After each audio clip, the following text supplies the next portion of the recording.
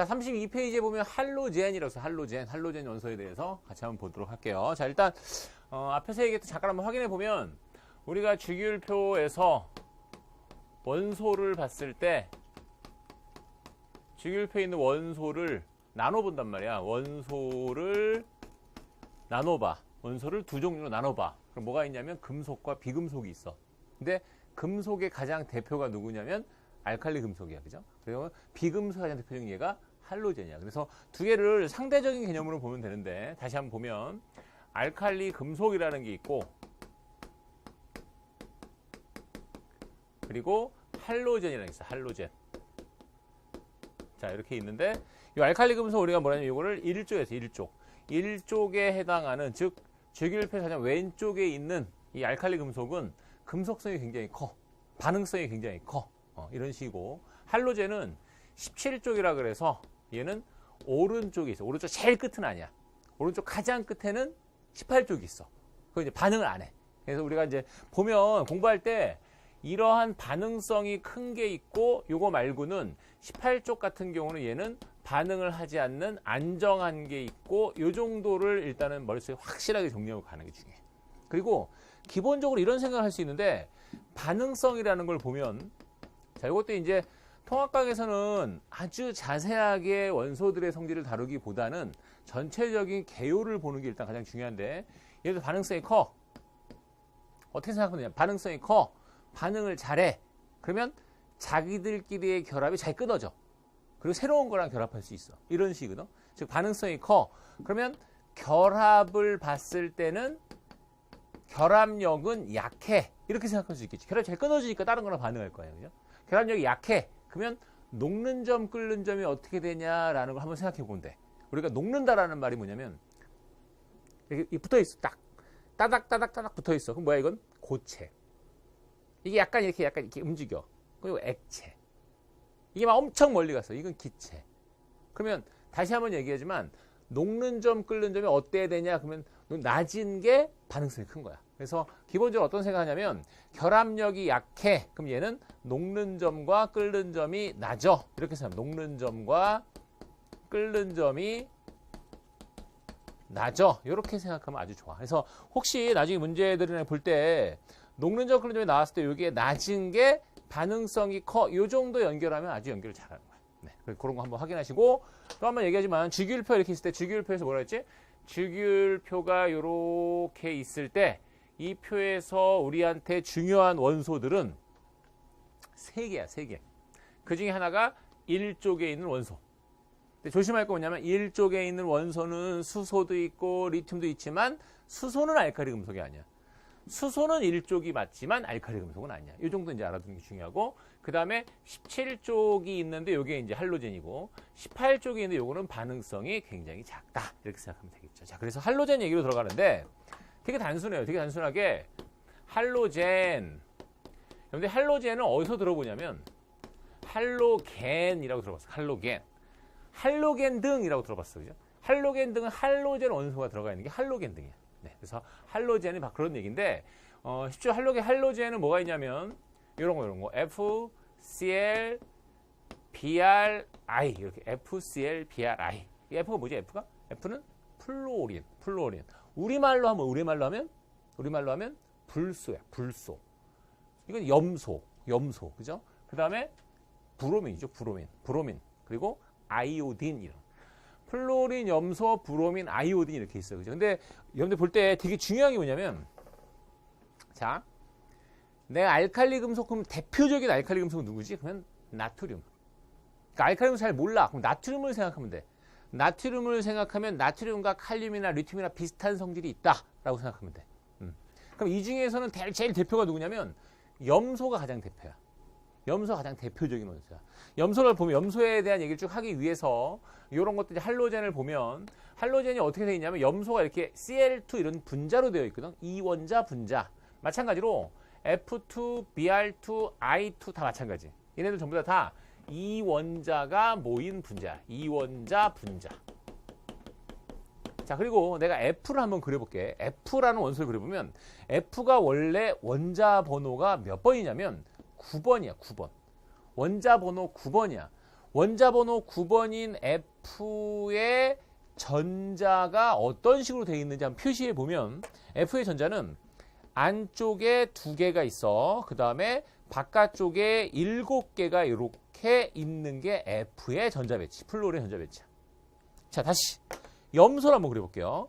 염소는 플루오린보다는 더 크게 전자가 있을 거야. 껍데기가 3개니까, 그죠? 그래서 얘를 표현해 보면 안쪽에 전자가 2개, 그 다음에 전자가 이렇게 8개, 그 다음에 다시 전자가 7개가 이렇게 있겠죠.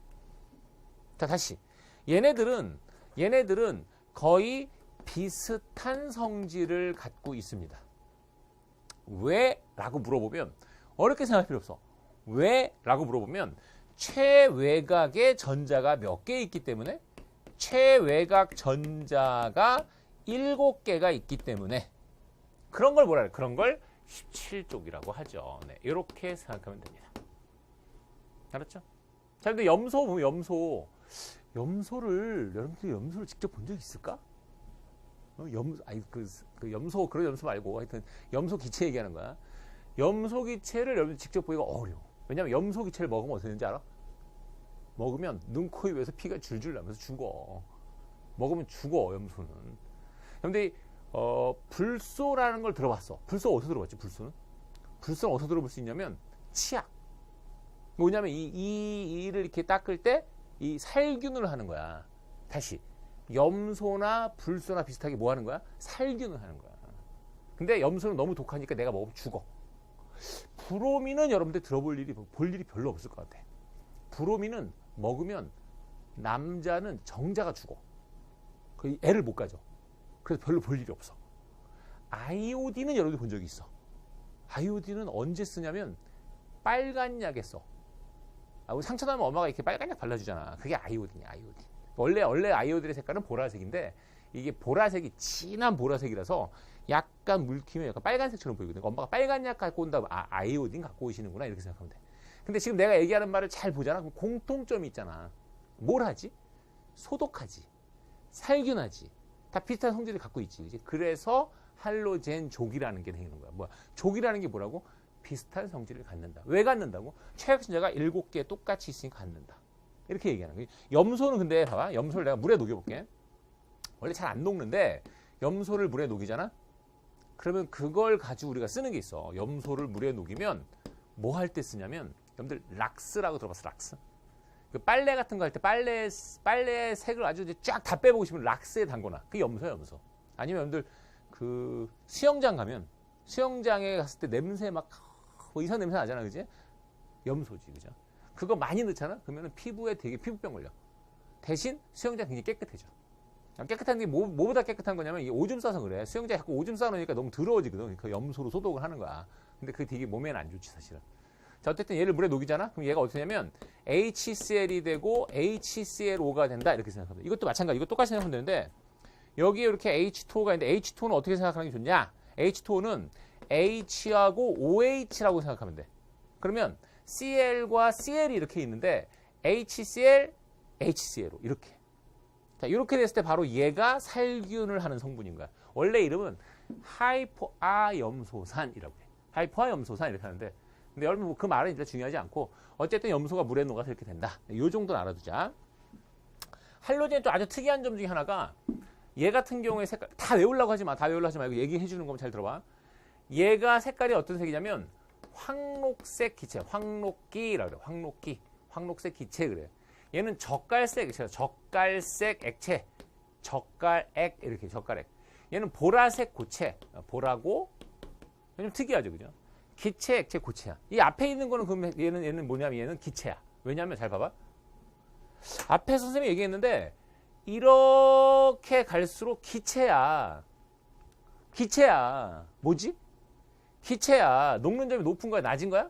녹는 점, 끓는 점이 낮은 거야. 그럼 반응성이 어떤 거야? 큰 거야. 알칼리 금속은 아래로 내려갈수록 반응성이 컸어. 왜? 금속이니까. 근데 비금속은 거꾸로 위로 올라갈수록 반응성이 큰 거야. 그럼 제일 앞에 있는 것도 기체야. 대신 얘는 색깔이 좀 다른데 다망색 기체라. 다 외우려고 하지 말고 한번 이렇게 한번 쭉 한번 듣고 넘어가는 정도로 하면 돼요. 근데 황록색은 뭡니까, 선생님? 사실 약간 누리끼리한 색깔인데 화학에서는 그 누리끼리한 녹색을 황록색이다 이렇게 얘기해요. 그렇죠? 노란색 이렇게 안 하고 보통 이런 식으로 많이 얘기하기 때문에 이렇게 한번 적어본 거고. 자, 할로젠 얘기 조금만 더 하는데 봐봐. 할로젠은 조심할 게 있어. 할로젠은 자, 금속과 비금속을 또 한번 구분해 줄게요. 지금 여기 통합과학에서는 금속과 비금속의 구분이 굉장히 중요해. 그래서 알칼리면서 배우고 할로젠 배우기 하는 건데, 나트륨은 이온이 되면 나트륨 플러스 이온이 되지, 그죠? 나트륨 플러스 이온이 됩니다, 그죠? 할로젠은 Cl인데 Cl이 이온되면 Cl 마이너스 이온이 되는 거죠, 그죠? 왜냐면 1쪽이라고 하는 원소는 최각성제 몇 개? 하나. 어떻게 하나를 버려야 안정해지는 거야. 얘는 17쪽이라는 원소는 최각성제 몇 개? 7개. 그럼 어떻게 하나를 더 얻어야 안정해지는 거죠. 그래서 이런 식으로 플러스가 되기 쉬운 게 금속, 마이너스가 되는 게 쉬운 게 역시 비금속이다 이렇게 생각하면 되죠. 그래서 할로젠은 마이너스가 되기 쉬운데 요 마이너스 1이 되는 요 할로젠들 한번 써보면 F 마이너스, Cl 마이너스, Br 마이너스, I 마이너스 이런 식으로 된다. 할로젠은 존재하는 형태를 봤을 때 할로젠은 이러한 마이너스인데 일가 이온이 되거나 아니면 뭐가 된다? 아니면 분자가 되거나 이런 식으로 되기 쉽다라는 거죠. 그리고 할로젠이 여러 가지 화합물들을 만드는데 앞서 얘기한 것처럼 근데 좀 기억할 게 뭐냐면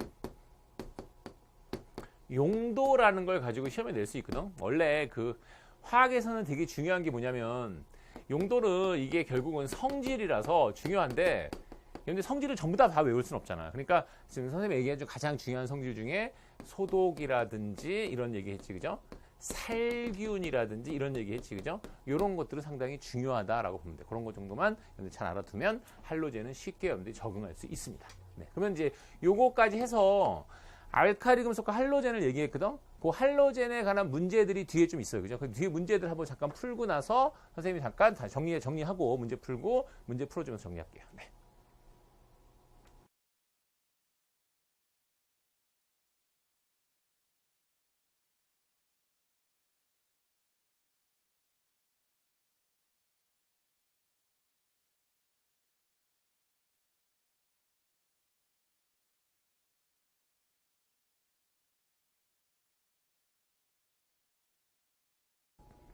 자, 그럼 할로젠을 다시 한번 보겠습니다. 할로젠을 보면 F2, Cl2, Br2, I2가 거의 비슷한 형태로 이렇게 되어 있잖아요. 형태가 사이즈만 더 커졌지 비슷하잖아요, 그죠? 그리고 물에 거의 녹지 않고 조금 녹고 아주 조금 녹고 잘 안 녹고 어쨌든 물에 잘 녹지는 않아, 그죠? 근데 물에 녹아서 살균 작용할 수 있다 이런 얘기를 했고, 그 다음에 그 할로젠의 화합물이 물에 녹잖아. 그러면 잘 녹아.